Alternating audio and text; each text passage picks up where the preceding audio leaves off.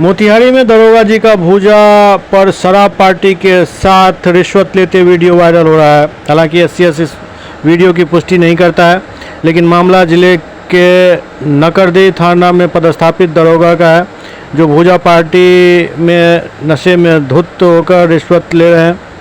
Video गुरुवार का बताया जा रहा है। प्राप्त जानकारी के अनुसार जिले के नकरदेही अपर थानाध्यक्ष कृष्ण कुमार यादव नकरदेही कांड संख्या 1124 में केस के आईओ थे, जिस केस में अभियुक्त से बार बार वो रुपया दोहन कर रहे थे। केस में मदद करने का आश्वासन देते आ रहे थे, जिसमें अभियुक्तों ने तंग आकर नकरदेही अपर थानाध्यक्ष कृष्ण कुमार यादव की शराब और भूजा पार्टी का वीडियो बनाया। साथ ही वीडियो में वो दिख भी रहा है। शराब पार्टी में ही रिश्वत ले बाएं पॉकेट में दरोगा रख रहे हैं। वीडियो में नकरदेही अपर थानाध्यक्ष कृष्ण कुमार यादव नशे में धुत दिख रहे हैं। अभियुक्त पक्ष के कई लोगों की आवाज़ आ रही है, परंतु वीडियो नहीं दिख रहा है।